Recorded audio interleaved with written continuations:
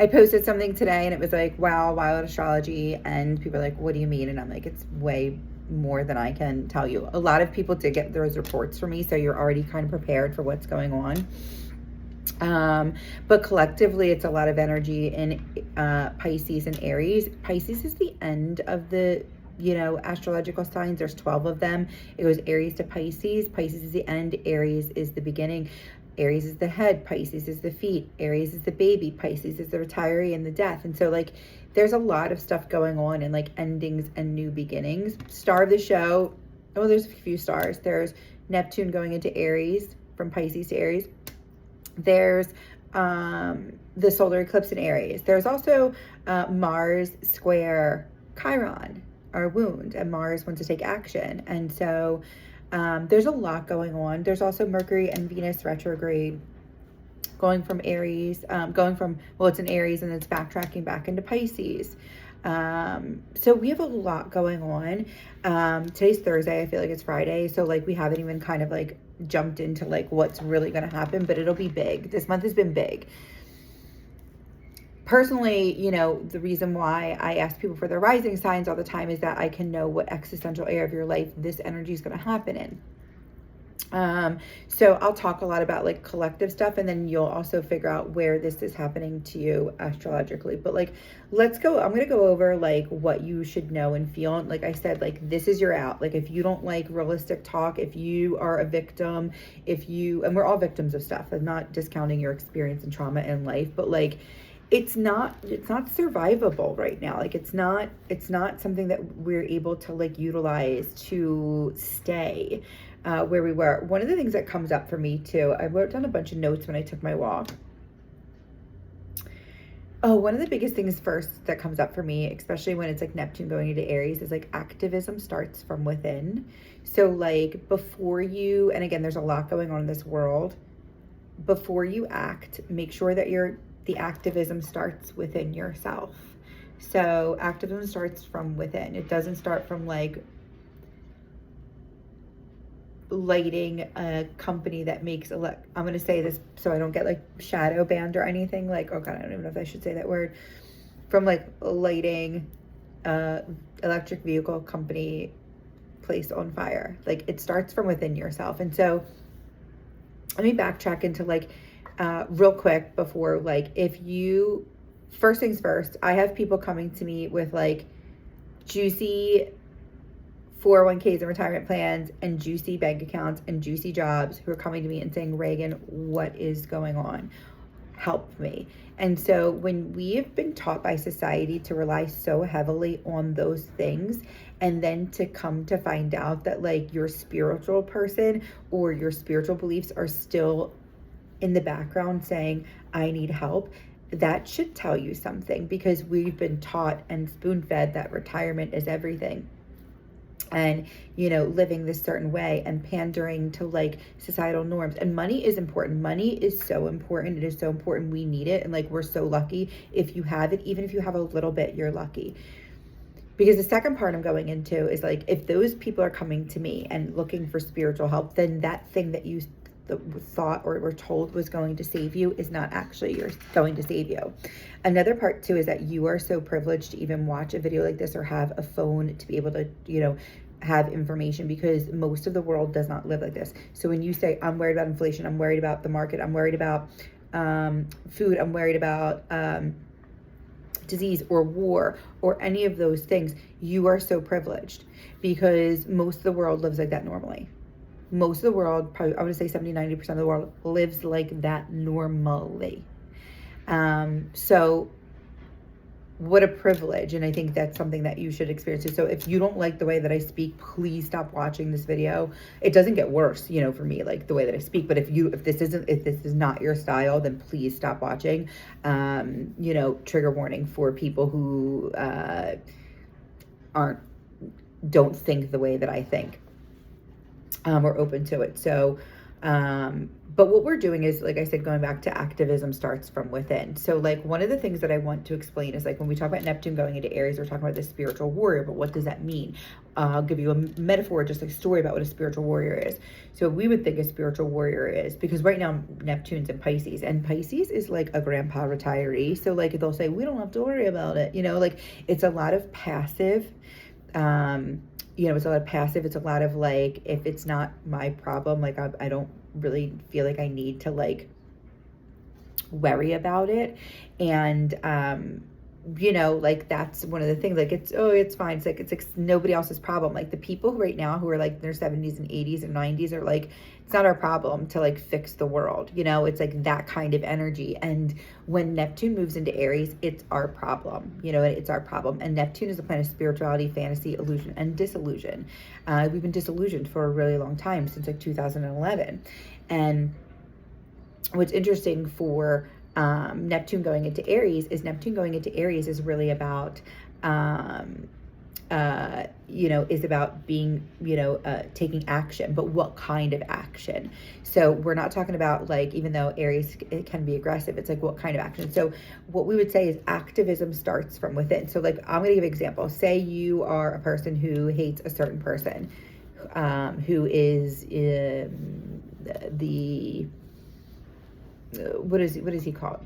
There's a man that is not in a politician who's helping out the man who's in office right now, and he owns an electronic vehicle company, and a victim or in your brain, at your first thought of a spiritual warrior this person would, and there will be people who will be like this, and this is the ego. This person would want to maybe set a fire to a certain electronic cars company. Do you know what I mean? Electric vehicle company. The spiritual warrior, most people would think, and this is what would be fearful, it would do something to that collective. But the real spiritual warrior would say, I need help, because that is a low vibration. Victims do stuff out of triggered egoic things, and victors say, let me look inside. I want to do something really bad.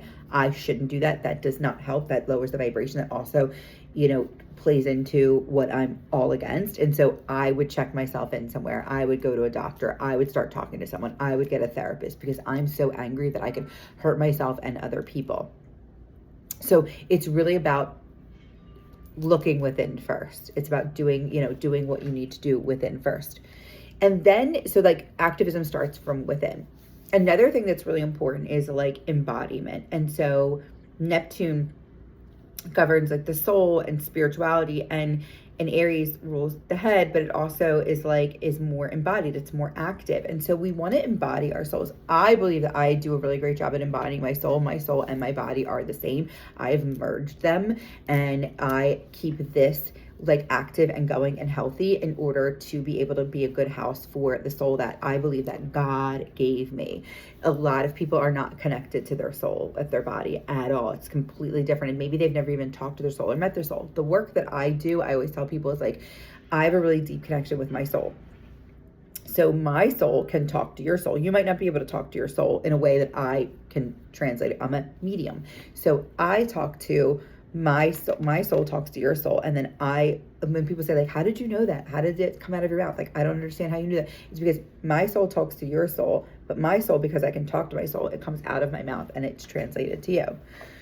So for you, it's like getting connected to your soul is going to be one of the most important things that you're going to do over the next few years.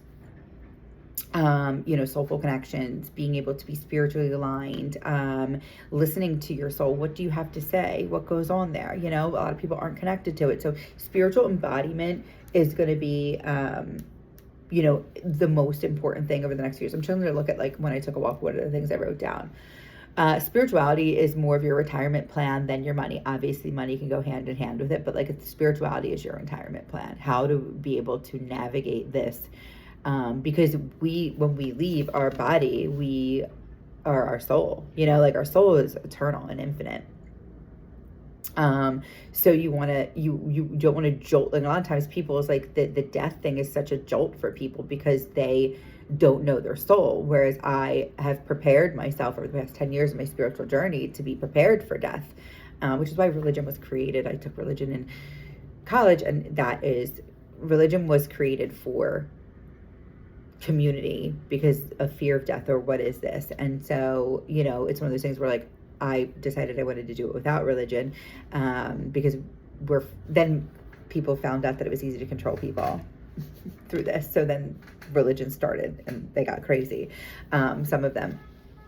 So they control people that way. But for me, it's like mine is like, death is something that we can't avoid. So in order to do that, I'm like, I get as close as I can to my soul, so that the transition for me one day when it is my turn is so much easier, because if you're not connected to your soul, the transition is so hard, because everything in the world and everything God will do will try and make you as close to your soul as possible.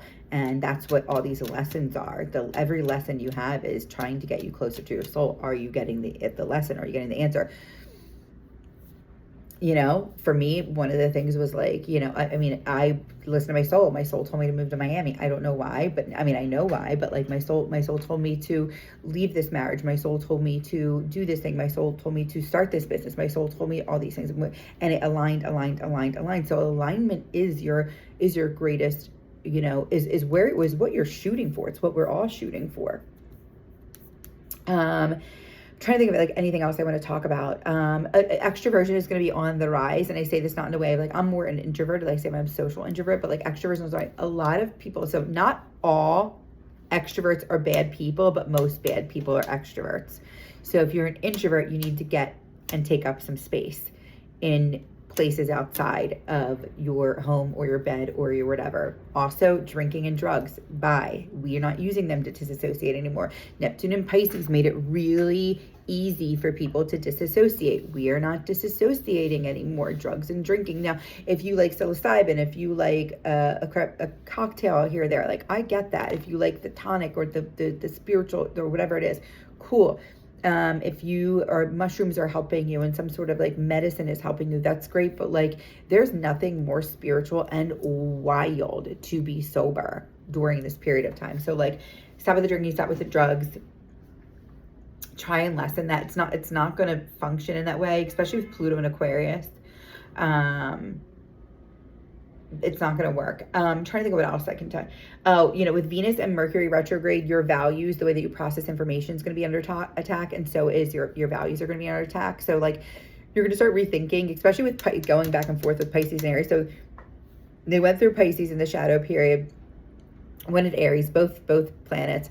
And then they retrograded in Aries and went back through,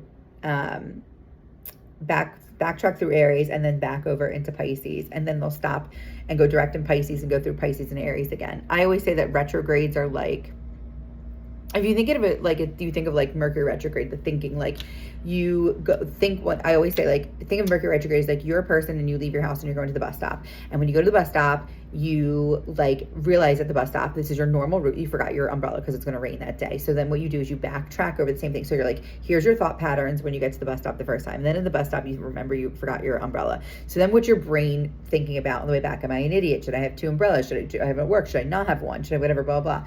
You go back to your house, you got your umbrella. Then you have to go back over the route a third time. That's what a retrograde is. And then you're like, what's your saying? Oh, I'm so glad I got there early. I'm so glad I'm really good at getting it 5 minutes early. That way I can go back and get my umbrella. Blah, blah, blah. Whatever thought patterns are going through. That's kind of like a small version of what a retrograde is. It's like you have thoughts going or values going over this way, one way, and then you have to stop and revert and go back over it, and then you have to stop again and then go back over it again. And it's like, because and think of it like the third time you go over it, which is when it goes direct and it's the post shadow period. It's like, oh, I'm so glad I had those extra 5 minutes, or oh no, I missed the bus, or or like I should buy an umbrella for my office just in case this isn't happening. And like, what are the things that are going through your mind in order to enhance your life or make your life easier or more efficient? Let's think of what else I have. Mars square Chiron is going on there too. So it's like your vulnerability is your strength. So it's a struggle between like our wounds and like how we assert ourselves and the desire to do so. So you could be feeling this strong energy around, your wounds right now. It's both at 22 degrees. I'm trying to look at so Mars is 22 degrees in Cancer. It feels like it's been in Cancer forever, like almost 7 months, maybe a little bit less, but it will be, I think, a full 7 months as it goes through. And Chiron is 22 degrees Aries, and they're both cardinal signs. So it's like, and Chiron in Aries is like, I'll never be able to get through this. And Mars in Cancer is a little like passive aggressive. So we're going to start to one of the things that you can do to get out of that is embodiment. One of the biggest things that we need to do over the next week, over the weekend, while all these shifts are happening, is be active during the day. Move your body during the day. Honestly, if you don't move your body, then why do you even have it? And that's going to be the message that's coming through too. Like, use it or lose it, baby. Do you know what I mean? Like, use your body. I'm not asking you to do anything crazy. Take a walk, and then try and get some rest at night. Now, here's the kicker. That's what you should do for the rest of your life. There's the kicker. I'm going to say, this is what you're going to do to get through this weekend. I'm going to tell you something to get through this weekend. You're going to be active during the day, and you're going to rest during at night. And then you're going to do that forever. As long as you have your body. You're going to do that as long as you have your body. Then we have, like I said, we have the eclipse, which I'll talk about in my lunar club if you join that. The eclipse will be in the middle of the night on Friday into Saturday. You're going to have to do some really tough work. Again, you're going to have to be able to realize that, like, you're going to have to, it's like soul and body merging. And your retirement plan is so. With your retirement plan, with your money. But with that, you also have to merge both. I have like a little bit of like a story I want to talk about, like alignment too. You really need to align with your soul. So like really need to get in touch with your soul. So Soulful Warrior says get in touch with your soul. Be a warrior for your own soul. Activism starts from within. Claw your way to your soul. Find out who your soul is. Again, like I said, my readings are your soul talks to my soul tells me what to say, and it comes out of my mouth. And when you say, Reagan, how did you know that? I'll say, your soul told me. Your soul told me. But yeah, that's your retirement plan. So another big thing right now for us is all about like, well, anyway, I'll get into I'll read some cards and I'll say, what do you need to know? This is going much longer than I thought it was. Okay. So, okay, the biggest thing right now is we need to surrender. So the first thing I got for us is like, we don't have a plan. Most of us don't have a plan. We don't have a plan. But plan starts today. Like, we're like, oh my God. I got a plan for this weekend. What is the weekend going to bring? Again, like I said, active during the day, rest at night. Active during the day, rest at night. Active during the day, rest at night. Rinse and repeat for the rest of your life. You notice how I haven't talked about happiness one time in this whole entire thing? I'm like talking about survival. One of the things too that comes up is like, this astrology and this year is going to be so weird. And one of the things that I've told every single one of my clients that like like face-to-face close relationship, but like I'll say it now, is like, there have been survivors and thrivers through every horrible period in the history of humanity. And so you want to make sure that you're a survivor and thriver. Not everyone's going to make it through. Again, in the whole world, people are dying all day long, nonstop. And when it hits close to home, you start to worry about it. But I think about that all the time. What a privilege. What a privilege. Do you know what I mean? Like, what a privilege. And I feel for myself, like I couldn't handle more. And so I just handle what I can, with myself. I keep my energy real close to myself. I live in a small apartment in Miami in a really good energy building. You know what I mean? Like I manage I do as much as I can for myself so that I can maintain good energy all the time. And a lot of us can't do that. A lot of us don't have that. But like, again, slowly but surely you'll be able to do that. But one of the things I didn't talk about for us is happiness, because we're not happy. We're not doing happiness right now. We are, but like I can say I'm happy, but we're not doing happiness right now. We're doing survival and thriving. So what can we do to survive, and how can we thrive after? And in any sort of horrible thing, depressions, wars, famines, whatever, there have been survivors and thrivers. There have been people who have went through the Great Depression or the Holocaust or World War, and they have, horrible things have happened, but they have like started businesses, created families, made beautiful communities, you know, from these horrible times. And so for you is just to be able to understand that like community is also so important, and thriving and surviving this is one of the things that you really need to do right now.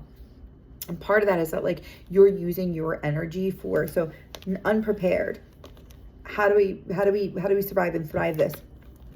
We give ourselves the rest that we need to. We rest when needed. And the final card for us, the Hanged Man, is that to surrender. Like surrendering is something, but like the Hanged Man reverse says like you don't want to surrender, that you're like, you think that you have this egoic answer for what's happening. And there's no egoic answer. There is a soul answer to this. The answer is within the soul. It's not in the ego.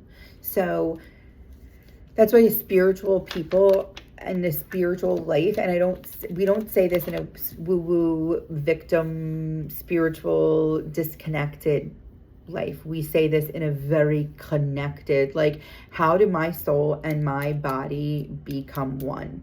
How do I live that every day? I'm not talking about just like go into yoga or just like, you know, doing, you know, things that I did ayahuasca one time. Like that's not it. It's about merging your divinity, like why God, like your eternal soul with your human body, and being able to let both of them align and ask them every morning when you wake up, hey buddy, what are we doing? How are we aligning? What am I supposed to, alignment looks like, and when you're not aligned,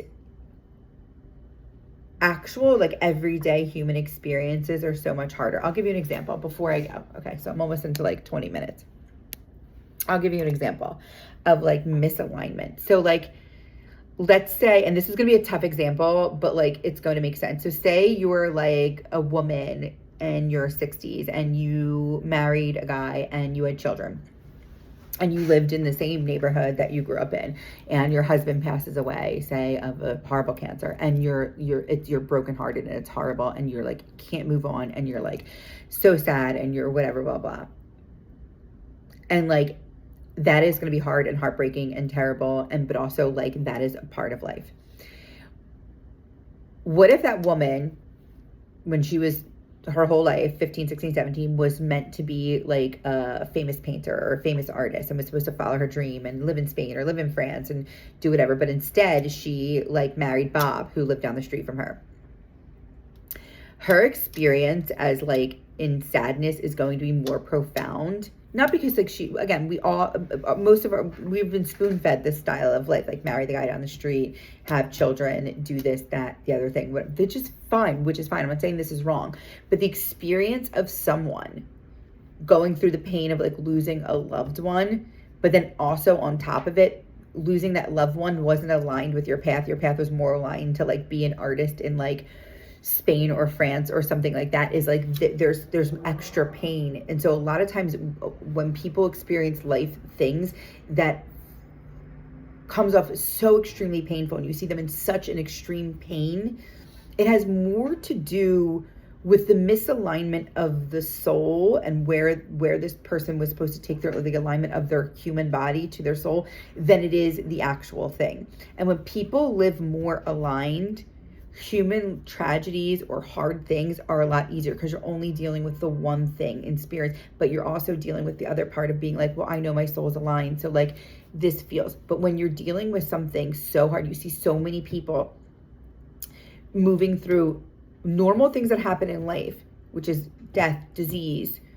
Like life is hard, you know what I mean? But when you see it and when it affects them so deeply, it usually means that there's some sort of misalignment of their soul. And had they followed their soul, had they followed their dream, had they, done what they needed to do, because the whole life, it becomes so much more painful. You know what I mean? Like for me, it's like if I stayed in my marriage and maybe one day I get sick or I have an illness or whatever, like I might feel so much more, and I stayed in the town that I grew up in and I didn't move or whatever, like I might, that experience in disease might be so much more painful because I didn't follow my dream of being a free spirit and moving to Miami or starting this business or whatever. And so if something happens to me now, I think to myself like, wow, well, at least I was so aligned with my soul my whole life. you know? And so when we talk about spiritual warriors, that's the spiritual warrior. It's saying that my spirit matters. I will fight for my soul. I will fight for my spirit. And I want you to fight for your soul and fight for your spirit, even though on paper it might look crazy, you know? You're fighting for activism starts when you're fighting for your soul, your spirit, you're a warrior for your own soul. So how can you take one step today, not blow up your life, but be a warrior for your own soul? I hope this helps someone or anyone. Love you all.